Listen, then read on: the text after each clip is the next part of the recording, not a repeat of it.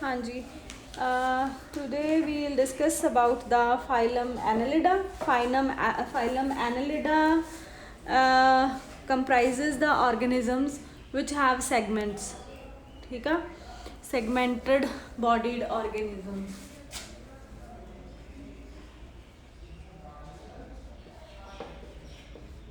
ਇਹ ਹੈਗਾ ਇਹਨਾਂ ਦਾ ਮੇਨ ਫੀਚਰ, ਸੈਗਮੈਂਟਡ ਬਾਡੀ। ਠੀਕ ਆ, ਹਰ ਇੱਕ ਫਾਈਲਮ ਦਾ ਆਪਣਾ ਇੱਕ ਸਪੈਸੀਫਿਕ ਫੀਚਰ ਆ, ਠੀਕ, ਜਿਹੜਾ ਕਿਸੇ ਹੋਰ ਫਾਈਲਮ ਦੇ ਵਿੱਚ ਨਹੀਂ ਹੁੰਦਾ ਹੈਗਾ।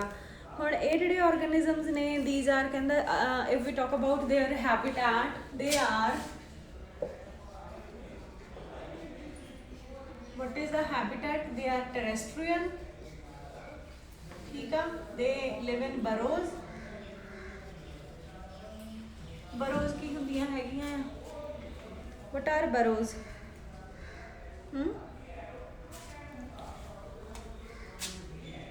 ਪੈਰਾਸਿਟਿਕ ਵੀ ਹੋ ਸਕਦੇ ਨੇ ਇਹ।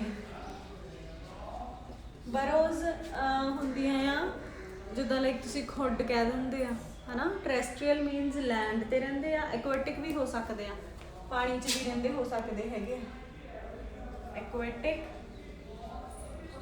As well as ਟਰੈਸਟਰੀਅਲ। ਠੀਕ ਆ, ਗॉट इट। ਐਕੁਆਟਿਕ ਮੀਨਸ ਪਾਣੀ 'ਚ ਰਹਿਣ ਵਾਲਾ। Next thing is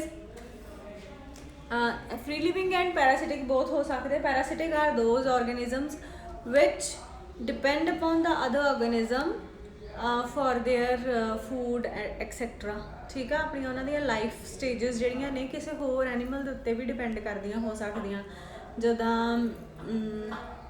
for example ਜਿਹੜੇ ਰਾਉਂਡ ਵਰਮ ਆ ਜਾਂ ਫਲੈਟ ਵਰਮਸ ਆ, ਜਿਹੜੇ ਅਸੀਂ ਲਾਸਟ ਫਾਈਲਮ ਕੀਤਾ ਸੀਗਾ, ਦੇ ਐਕਟ ਐਜ਼ ਪੈਰਾਸਾਈਟਸ। ਠੀਕ ਹੈ, ਇਹਦੇ ਵਿੱਚ ਐਡੀਸ਼ਨਲ ਫੀਚਰ ਆ ਗਿਆ ਕਿ ਫਰੀਲੀ ਵੀ ਰਹਿ ਸਕਦੇ ਆ, ਪਰ ਉਹ ਸਿਰਫ ਐਜ਼ ਪੈਰਾਸਾਈਟ ਹੀ ਰਹਿ ਸਕਦੇ ਸੀ, ਉਹਨਾਂ ਨੂੰ ਕਿਸੇ ਹੋਰ ਆਰਗੈਨਿਜ਼ਮ ਦੀ ਜ਼ਰੂਰਤ ਪੈਂਦੀ ਹੀ ਆ ਰਹਿਣ ਦੇ ਲਈ। ਠੀਕ ਆ, ਜ਼ਿੰਦਾ ਰਹਿਣ ਲਈ।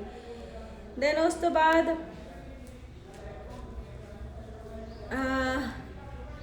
these organisms are externally divided by segments। ਇਹ ਬਾਹਰੀ ਤੌਰ ਤੇ ਸੈਗਮੈਂਟਸ ਬਣੇ ਹੁੰਦੇ ਆ ਇਹਨਾਂ ਦੇ ਵਿੱਚ।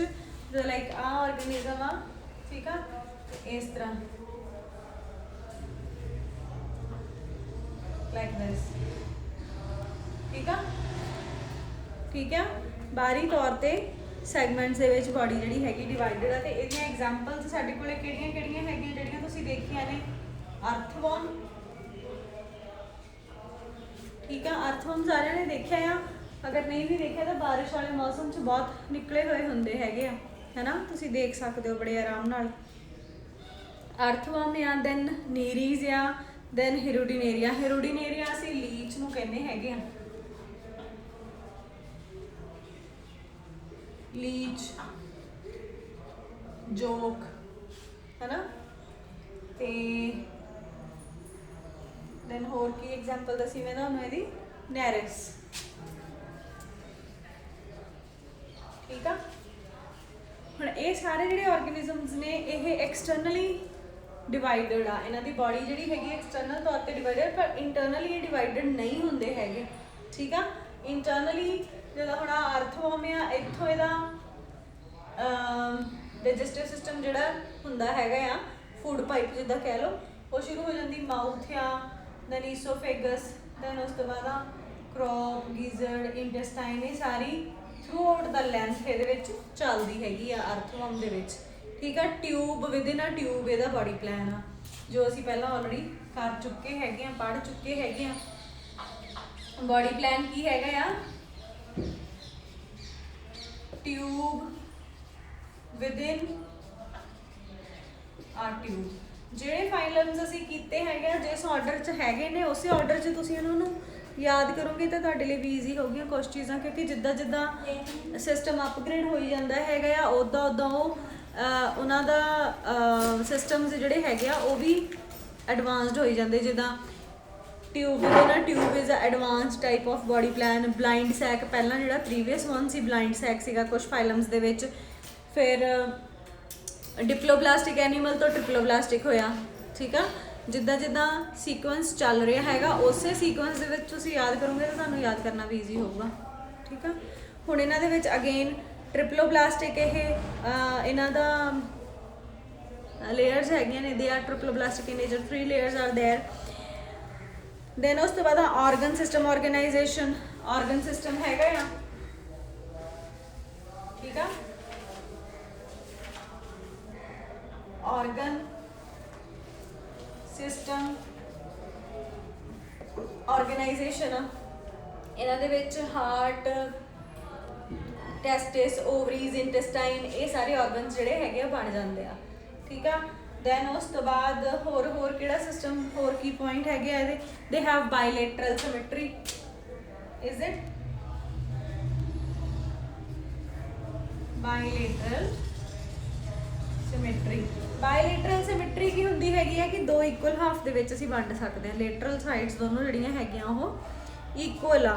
Afterwards what is the next point, metameric segmentation, same thing हो गई है, तुहाडी बुक दे विच टर्म दित्ती हैगी आ मैटामेरिक सैगमेंटेशन।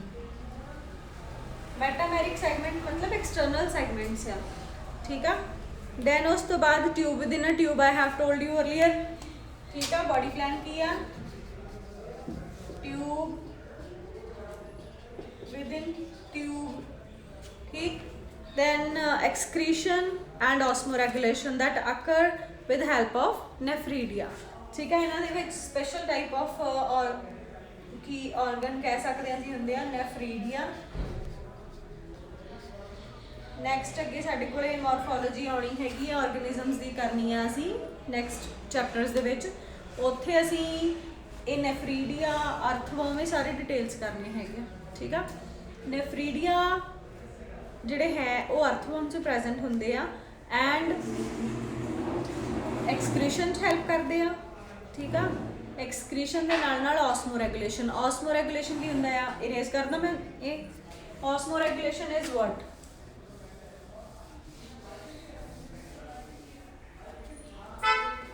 ਆਸਮੋ ਰੈਗੂਲੇਸ਼ਨ, ਆਸਮੋ ਰੈਗੂਲੇਸ਼ਨ ਕੀ ਹੁੰਦਾ ਆ, ਵਾਟਰ ਐਂਡ ਸॉल्ट्स इन्हां नूं बैलेंस करना बॉडी दे विच, ठीक है।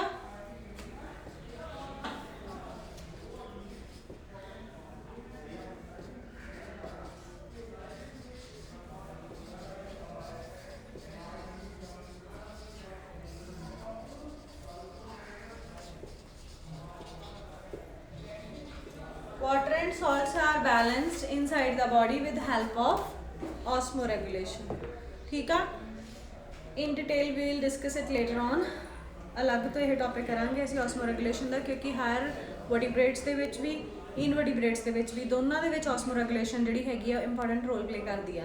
फॉर एग्जाम्पल छोटी जी एग्जाम्पल मैं तुहानूं दस दिंदी, जिद्दां असीं हुण सॉल्ट ज़्यादा खा लैंदे फिर सानूं प्यास लगदी है ना, then what is the reason behind that कि असीं पानी पी रहे हैगे क्योंकि साडी बॉडी च सॉल्ट ज़्यादा हो गया एंड पानी घट सीगा, ठीक है। उहनूं बैलेंस करन दे लई there was a need of water and जदों असीं पानी ज़्यादा पीने आ तो ब्लड वॉल्यूम वध जांदा हैगा आ, ठीक है। बहुत ज़्यादा सॉल्ट्स खाण तो बाद ब्लड वॉल्यूम इनक्रीज़ हुंदा है जदों असीं इनटेक ऑफ वाटर हो जांदा साडा, ठीक है।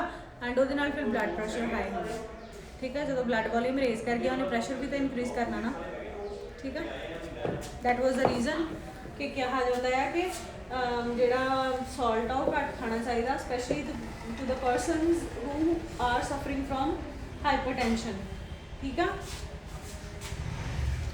दैन उस तो बाद इन्हां दे विच जिहड़ा नर्वस सिस्टम हैगा आ,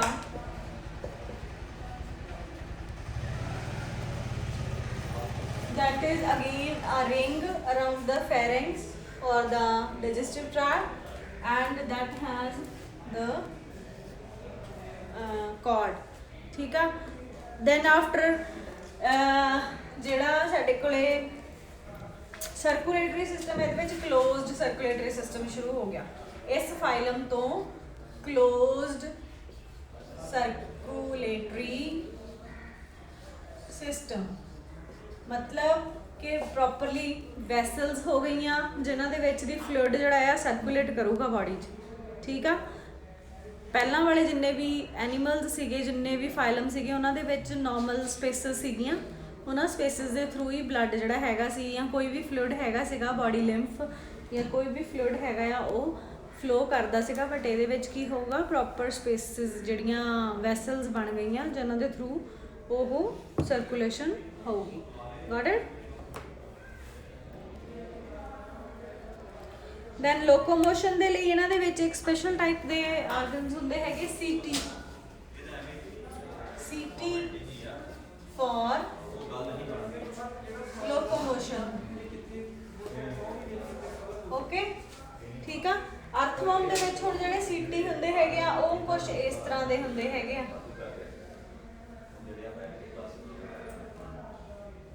ਠੀਕ ਆ, ਐਸ ਲਾਈਕ ਸਟਰਕਚਰਸ। ਠੀਕ, ਅਰਥਵਰਮ ਦੇ ਵਿੱਚ ਇਸ ਤਰ੍ਹਾਂ ਦੇ ਹੁੰਦੇ ਆ। ਬਾਕੀ ਤੁਸੀਂ ਨੈਰਿਸ ਐਂਡ ਹੀਰੋਡਿਨੇਰੀਆ ਦੇ ਡਾਇਗਰਾਮਸ ਆਪਣੀਆਂ ਬੁੱਕਸ ਦੇ ਵਿੱਚ ਦੇਖ ਸਕਦੇ ਹੋ ਕਿ ਕਿਸ ਤਰ੍ਹਾਂ ਦੇ ਇਹ ਸੈਗਮੈਂਟਡ ਆਰਗੇਨਿਜ਼ਮਸ ਹੈਗੇ ਨੇ। ਠੀਕ ਆ। then after we have the largest phylum arthropoda। ठीक है, the largest phylum arthropoda। जिन्ने साडे कोल इनवर्टिब्रेट्स ने ना ਉਹਦੇ ਵਿੱਚ ਜਿਹੜੇ ਹੁਣ ਅਸੀਂ ਇਹ ਫਾਈਲਮਸ ਕਰ ਰਹੇ ਹੈਗੇ ਆ ਅਲੱਗ-ਅਲੱਗ ਇਨਵਰਟੀਬ੍ਰੇਟਾ ਦੇ, ਇਹਨਾਂ ਫਾਈਲਮਸ ਦੇ ਵਿੱਚ ਜਿਹੜਾ ਆਰਥਰੋਪੋਡਸ ਨੇ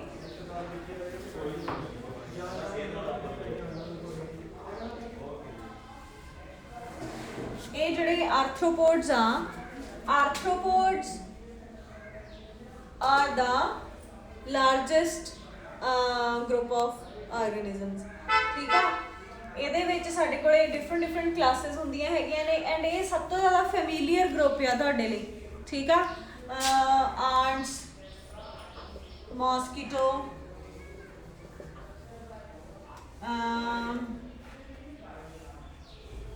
ਹਨੀ B, ਵੈਸਪ, then flies, house flies etc। ठीक है। और इस तो इलावा की होंदियां बीटल्स। बीटल्स पता है, जो भूंड जिन्होंने तुसीं कह दिंदे आ, है ना, डिफरेंट टाइप के जिन्हां दी बॉडी थोड़ी जी हार्ड होंदी आ। दैन उस तो बाद बग्स। ठीक है, बटरफ्लाइज, ਮੌਥਸ ਹੁੰਦੀਆਂ ਨੇ ਜਿਹੜੀਆਂ ਕਿ ਰਾਤ ਵੇਲੇ ਗ੍ਰੇ ਕਲਰ ਦੀਆਂ ਬਟਰਫਲਾਈ ਦੀ ਤਰ੍ਹਾਂ ਸਟਰਕਚਰਸ ਹੁੰਦੇ ਆ, ਉਹਨਾਂ ਨੂੰ ਅਸੀਂ ਮੌਥ ਕਹਿੰਦੇ ਆ। ਕਲਰਫੁਲ ਜਿਹੜੀਆਂ ਹੁੰਦੀਆਂ ਨੇ ਉਹ ਬਟਰਫਲਾਈਜ਼। ਨੋ ਡਾਊਟ ਮੌਥ ਵੀ ਕਲਰਫੁਲ ਹੁੰਦੀਆਂ, ਬਟ ਸਾਡੇ ਇੱਥੇ ਜ਼ਿਆਦਾਤਰ ਉਹ ਗ੍ਰੇ ਐਂਡ ਬਰਾਊਨ ਕਲਰ ਦੀਆਂ ਹੀ ਮਿਲਦੀਆਂ ਆ। ਠੀਕ ਆ। ਬਗਸ ਆ ਗਈਆਂ। ਦੈਨ ਇਸ ਤੋਂ ਬਾਅਦ ਸਪਾਈਡਰਸ,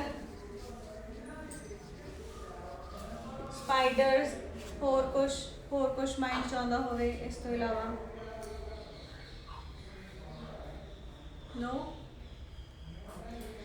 ये सारे कादे चाहते आर्थरोपोड होर भी बहुत सारे हैगे ने, बट ये तुहाडे लई बहुत ज़्यादा नोन हैगे आ, है ना, तुसीं इन्हां नूं जाणदे आ, है ना।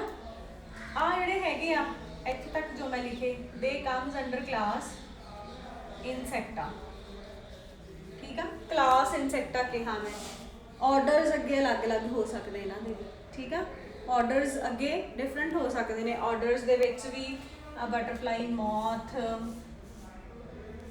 ये अलग ग्रुप च आउंदियां ने। मॉस्किटो, दैन फ्लाइज, ये सब अलग ग्रुप च आउंदियां ने।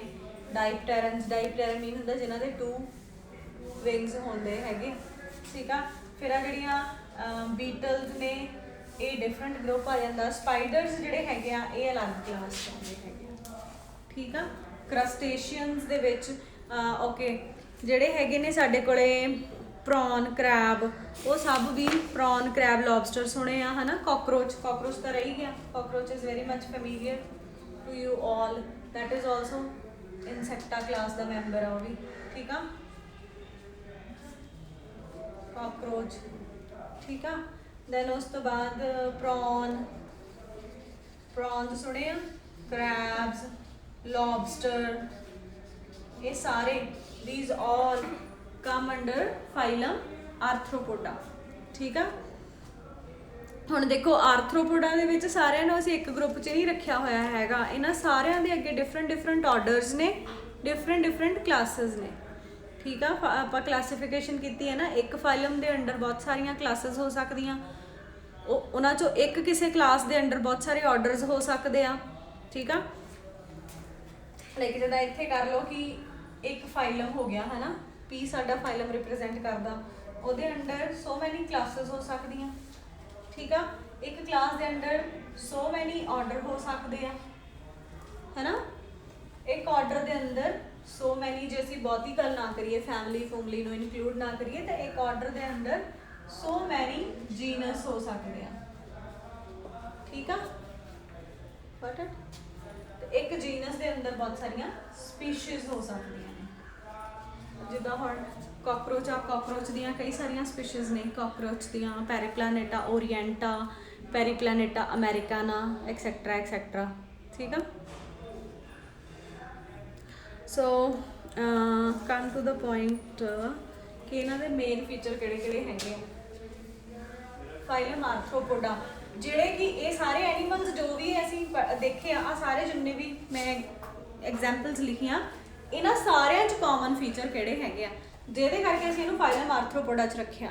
ਠੀਕ ਆ, ਫਸਟ ਆਫ ਆਲ ਜਿਹੜਾ ਸਭ ਤੋਂ ਇਹਦਾ ਮੇਨ ਪੁਆਇੰਟ ਹੈਗਾ, that is the presence of jointed legs.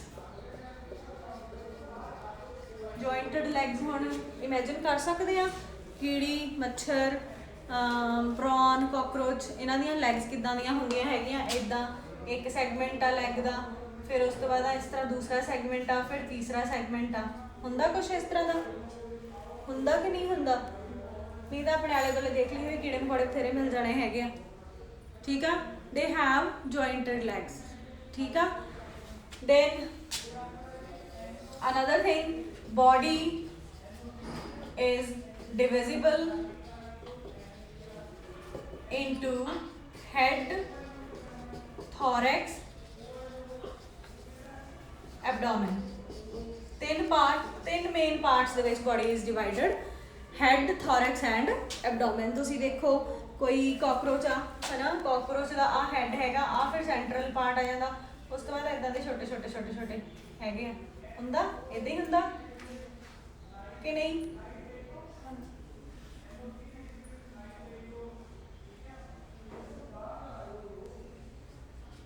ਇਦਾਂ ਹੀ ਹੁੰਦਾ ਨਾ, ਹੈ ਨਾ।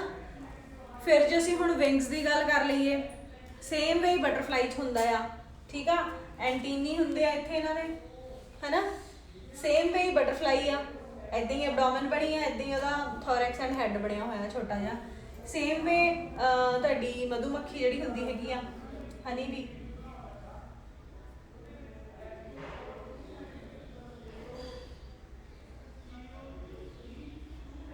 ਠੀਕ ਆ, ਹੈ ਨਾ, ਹਨੀ ਬੀ।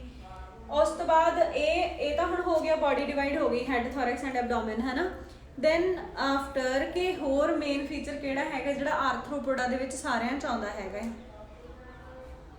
ਠੀਕ ਆ, ਉਹੀ ਟ੍ਰਿਪਲੋਬਲਾਸਟਿਕ ਐਨੀਮਲ ਹੋ ਗਏ। ਠੀਕ ਆ, ਨਰਵਸ ਸਿਸਟਮ ਹੋ ਗਿਆ। ਦੈਨ ਫਿਰ ਅੱਗੇ ਕਲਾਸ ਵਾਈਜ਼ ਇਹਨੇ ਦੱਸ ਦਿੱਤਾ ਹੁਣ ਸਾਨੂੰ, ਕਲਾਸ ਇਨਸੈਕਟਾ ਪਹਿਲੇ ਨੰਬਰ ਤੇ, they have 3 pair of legs. ਇਹ ਹੈਗੀ ਆ ਕਲਾਸ ਇਨਸੈਕਟਾ। ਠੀਕ ਆ, ਕਲਾਸ ਇਨਸੈਕਟਾ ਦਾ ਮੇਨ ਫੀਚਰ ਕੀ ਆ? 3 pair of legs. Got it. ਹੁਣ ਕਾਕਰੋਚ ਤੇ ਹਨੀ ਬੀ, ਇਹ ਦੋਨੋਂ ਕਲਾਸ ਇਨਸੈਕਟਾ ਦੀਆਂ ਐਗਜ਼ਾਮਪਲਸ ਨੇ, ਕਿਉਂਕਿ ਇਹਨਾਂ ਦੋਨਾਂ ਦੇ ਵਿੱਚ 3 ਪੇਅਰ ਆਫ ਲੈਗ ਹੁੰਦੇ। ਮੌਸਕੀਟੋ ਕਾਹਦੀ ਐਗਜ਼ਾਮਪਲ ਆ? ਇਨਸੈਕਟਾ 'ਚ ਆਉਂਦਾ ਜਾਂ ਨਹੀਂ ਆਉਂਦਾ? ਸੋਚੋ ਕਿੰਨੀਆਂ ਲੈਗਸ ਹੁੰਦੀਆਂ ਉਹਦੇ ਵਿੱਚ। ਜੇ ਨਹੀਂ ਪਤਾ ਤਾਂ ਦੇਖ ਸਕਦੇ ਆ, ਬਹੁਤ ਮੌਸਕੀਟੋ ਹੈਗੇ ਅੱਜ ਕੱਲ੍ਹ, ਹੈ ਨਾ, ਹੈਗੇ ਆ ਨਾ। ਦੈਨ ਵੀਲ ਸੀ ਟੁਮਾਰੋ ਕਿ ਤੁਸੀਂ ਕੀ ਅਬਜ਼ਰਵ ਕੀਤਾ। ਠੀਕ ਆ, ਹਨੀ B, ਵੈਸਪ, all of these are the members of class insecta। ਬਾਕੀ ਤੁਸੀਂ ਆਪਣੀ ਸੈਟਿਸਫੈਕਸ਼ਨ ਲਈ ਖੁਦ ਦੇਖ ਸਕਦੇ ਹੋ around you.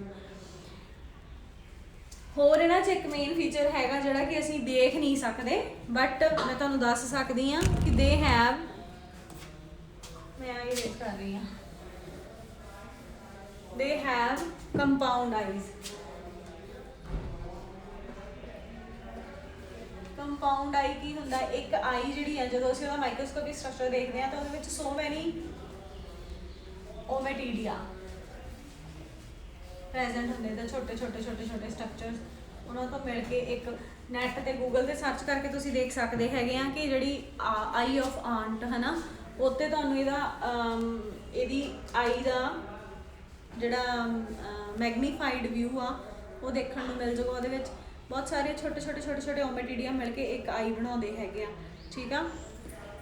So compound eyes are the characteristic feature of class Insecta of phylum Arthropoda, ਠੀਕ ਆ। ਇਨਸੈਕਟਾ ਕਲਾਸ ਦਾ ਉਹ ਹੈਗਾ ਆ ਮੇਨ ਫੀਚਰ ਆਰਥਰੋਪੋਡਸ ਦੇ ਵਿੱਚ, ਜਿਹੜੀ ਕੰਪਾਊਂਡ ਆਈ ਦੀ ਪ੍ਰੈਜ਼ੈਂਸ ਆ।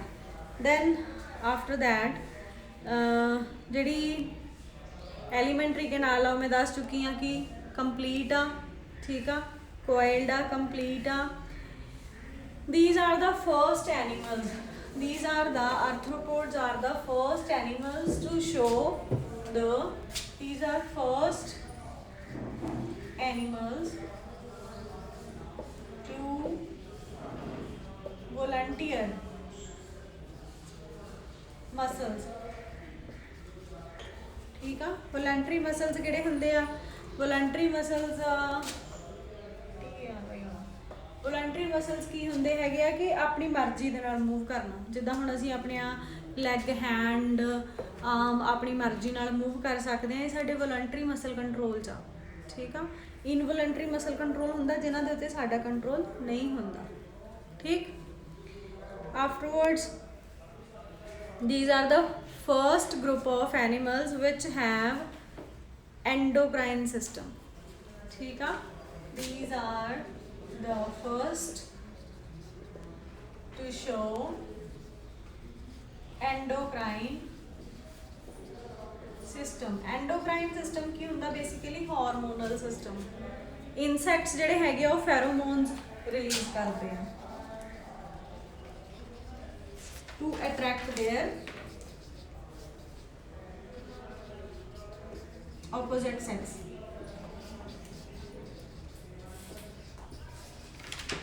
Got it? जिदा मेल आंट्स या फीमेल आंट्स या वाइस वर्सा इंसैक्ट्स जेडे कुछ फीमेल्स जड़ियाँ हैगियां वो फेरोमोन रिलीज़ कर दियाँ to attract the male partner, तो कुछ मेल्स हैगे जेडे कि रिलीज़ करते हैं। या फिर तुसी वो भी देखिया होना एक आंट्स जड़ियाँ हैगियां एक लाइन च चलदियाँ हैगियां है ना, वो एक सिग्नल हुंदा उन्हां दा कैमिकल हुंदा हैगा जिहड़ा कि भी वो द सेम लाइन च चलण लई उन्हां नूं हेल्प करदा, काइंड ऑफ कैमिकल ही आ, एंडोक्राइन सिस्टम का ही पार्ट आ, ठीक है। Endocrine system is what basically internal system जिहड़ा कि कुछ कैमिकल्स रिलीज़ करदा होवे, ठीक है। आफ्टर दैट होर बहुत सारिया इदां दियां एग्जाम्पल्स हैगियां जो असीं डिटेल च करांगे तो दैन वी विल सी। इत्थे फिलहाल जो साडे कोले है असीं उही कर रहे हैं। जिद्दां साडे विच एंडोक्राइन सिस्टम हैगा आ वो इस फर्स्ट टाइम इस ग्रुप दे विच शुरू होया सी। साडे विच एंडोक्राइन सिस्टम है कि साडे च हार्मोन्स रिलीज़ हुंदे, तुसीं सुने होणे हार्मोन्स है ना, द सेम वे इन्हां च भी हार्मोन्स ते कैमिकल्स रिलीज़ हुंदे आ, ठीक आ। जदों तुसीं कहंदे ना कीड़ी लड़ जांदी हैगी आ तुहाडी बॉडी ते इरीटेशन हुंदी, बेसिकली वो तुहानूं कट्टदी नहीं आ, वो एक कैमिकल ही रिलीज़ करती है जिहड़ा कि एसिडिक हुंदा है, जिहदे नाल कि तुहाडी जिहड़ी स्किन हैगी आ वो बर्न हुंदी है उस वेले, ठीक आ। सो माउथ पार्ट्स इन्हां दे जिहड़े क्लास इंसैक्टा आ उहदे अलग तरह दे हुंदे आ, पायरसिंग टाइप, सकिंग टाइप, अलग अलग तरह के माउथ पार्ट्स आर्थ्रोपोडा दे विच सानूं दिखणे शुरू हो जांदे आ, ठीक आ। So this was all about the phylum Arthropoda, and this is it for today. Tomorrow we will discuss about the phylum Mollusca and Echinodermata, and we'll finish the invertebrata group of animals. Fine.